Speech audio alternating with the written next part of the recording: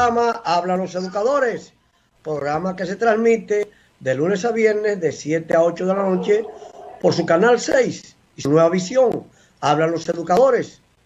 Bien, miren, en educación, el ministro de Educación, el profesor Roberto Fulcar, estuvo en un almuerzo, podemos decirlo, el almuerzo del Grupo Corripio, y ahí habló, dio muchos detalles del aspecto educativo.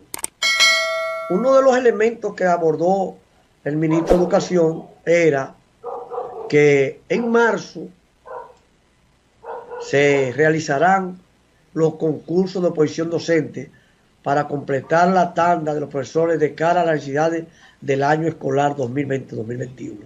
Recuerden que hablamos por aquí hace una semana que los concursos, los profesores que se escojan en los concursos de oposición ya serán para el inicio del nuevo año. Lo acaba de plantear el ministro de Educación. Yo siempre he abogado y he planteado de mi posición en torno a los concursos de oposición y la metodología de aplicación de las pruebas y de la escogencia de los maestros o profesores que van a optar por los puestos vacantes. Y lo voy a seguir defendiendo a la luz de lo que establece la ley 6697 y el estatuto del docente, en el sentido de que ojalá en esta ocasión se haga como lo dice el reglamento, el estatuto, de hacer las comisiones evaluadoras de los aspirantes a las plazas vacantes y que de ahí se vaya haciendo la selección o se haga la selección de los que mayor porcentaje acumulativo tengan al final del proceso de evaluación.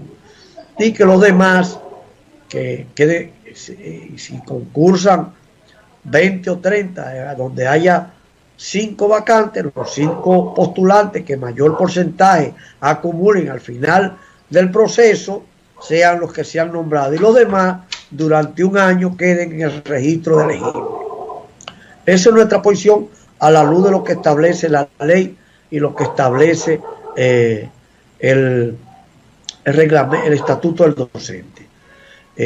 Hay inquietudes, alguna gente nos han abordado, nos han preguntado que si va a haber concurso, entonces los contratados, ustedes saben, que hemos dicho al principio que los maestros o los postulantes a los concursos de oposición van a ejercer o van a asumir su función en la entrada del próximo año escolar.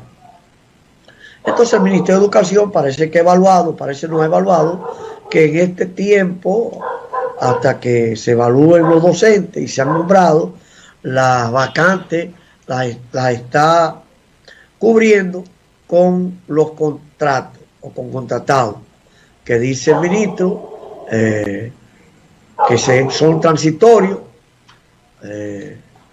y que después todo contrato es contractual, como bien lo plantean, y terminado este año escolar, pues finalizan los contratos. Nos han informado que los maestros que han estado por 2 o 3 años cubriendo, podría decirse, las vacantes que en las escuelas a través de los contratos, pues a la hora de concurso tendrán una puntuación adicional. Y yo creo que eso es correcto. Ya la experiencia también debe darle alguna puntuación a los que vayan a concursar. Esperemos que los concursos sean exitosos y que cumplan con toda la de la ley. Eso es lo que esperamos. Por otro lado, el ministro habló en su presencia en el panel o el programa que estuvo de la crítica que le habían hecho y que se convirtió hasta en viral. La gente lo tomó como chercha en nuestro país, y era con relación a lo que había dicho el ministro de Educación, que el requisito para obtener el título de bachiller era que usted tenía que conocer o saberse el himno nacional. Dice el ministro, cuando se hizo la pregunta, que en vez de cambiar de opinión, él afianza su posición, pero aclaró, perdón, que esto no es una sanción, no va a ser un requisito sanción, sino una aspiración.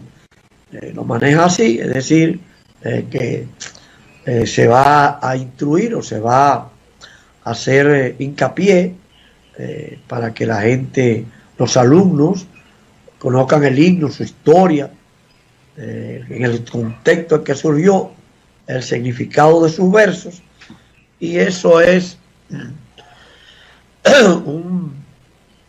dice el ministro, eso lo digo yo, es una forma de ir creando conciencia patriótica, comenzando por el himno.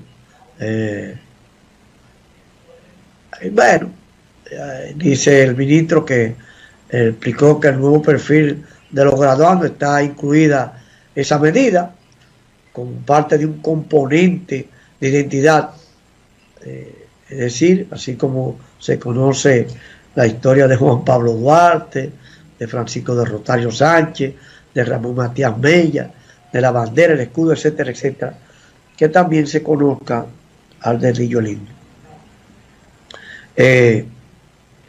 Los que tienen añitos, que son añejos en términos de la época en que fueron estudiantes, saben que el conocimiento del himno nacional, de los símbolos patrios, de los padres de la patria,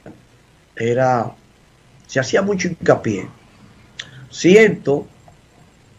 Percibo que últimamente se ha estado perdiendo eso, y se hace mucha broma con relación a los casos de los padres de la patria. Le digo hacen broma porque me para un secreto a mucha gente que le preguntan a estudiantes, y una forma de satírica, diría yo, de tratar la calidad de educación, es que cuáles son los tres padres de la patria: Juan, Pablo y Duarte.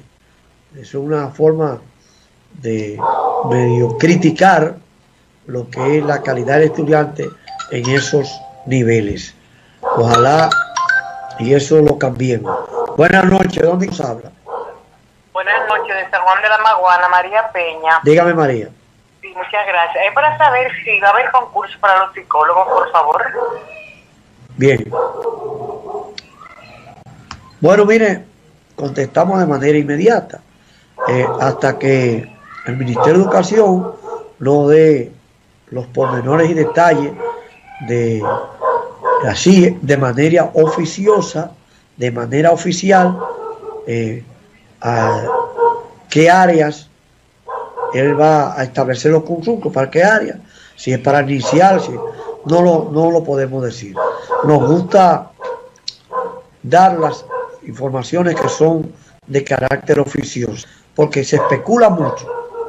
Y mire, el acuerdo Miner ADP se ha especulado mucho, se habla de 12 puntos, pero todavía no se tiene de manera oficiosa en qué consiste real y efectivamente el acuerdo.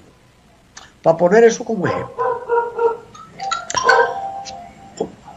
Buenas noches, ¿de dónde que nos habla? Sí, buenas noches, ¿cómo está usted? Bien, bien, ¿y tú? Estamos bien, Francisco Sánchez de Gaspar Hernández, Costa Norte. Bueno, usted, ¿cómo está lloviendo para Gaspar Hernández hoy? Hoy no ha llovido, pero anoche cayó una arenita, pero acá está la temperatura bien buena. Qué bueno. Dígame a ver. Oye, mi pregunta es la siguiente: ¿a partir de cuándo, si usted tiene conocimientos, la cooperativa va a empezar a repartir los excedentes a los maestros? Bien. Miren, El miércoles 24, para no adelantarnos, está prevista una rueda de prensa donde se va a anunciar cuándo comienza a darse o aplicarse o a depositarle los excedentes a los asociados. Pues, como ustedes saben, hay una medida en que se estableció que si usted no quiere que se lo depositen en su cuenta y no que se lo depositen en los excedentes, eso hay que esperar que concluya ese tramo de su decisión y posteriormente se comenzará a depositar. Pero eso va a ser, pienso, y es una cuestión mía, a mediados de marzo, porque ya hay que darle un tiempo a que la gente, los asociados, que son muchos, pues a través de una carta determinen si quieren que se lo depositen en su ahorro, como aportaciones, o si quieren lo depositen en su cuenta ya para recibir. Pero eso vamos a esperar que el miércoles las autoridades, el Consejo de Administración, a través de su vocero, el profesor Octavio Bremón, anuncie a los asociados de CONAMA a partir de cuándo y cómo comenzarán a depositarse los excedentes. Buenas noches, ¿dónde y quién nos habla? A partir de cuándo. Yo de San José de Ocoa. Dígame. Para que hable algo de los concursos. Bueno, de San José de Ocoa, para que hable de los concursos. Bueno, pero mi querida profesora, hemos dicho que el ministro de Educación acaba de decir que en marzo es cuando ellos tienen previsto los concursos de oposición.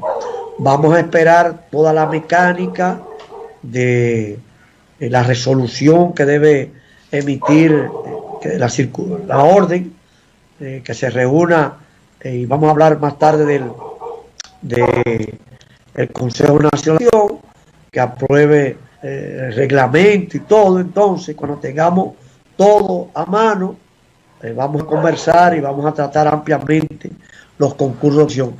Recuerden que los concursos de oposición, como ha anunciado el ministro, será en aquellos lugares y como dice la ley, donde haya vacante. Buenas noches, ¿dónde y quién nos habla? Buenas noches. Yo tengo una preguntita. Sí, hágamela. Yo renuncié en diciembre de la CONAMA. Sí. Y cuando volví allá me dijeron que me iban a pagar unos excedentes, pero solo me pagaron el ahorro retirable que ellos me descontaron y no me pagaron los excedentes. ¿Será que ya eso se perdió? Miren, recuerden que los excedentes que se van a dar son los del año 2019. Habría que investigar su caso, porque si usted retiró todo y no hizo cosa, pero vamos a ver, si usted se retiró, hay que ver que, pero si le correspondían excedentes, eso no se pierde bajo ningún concepto, no se puede perder. Bien, miren,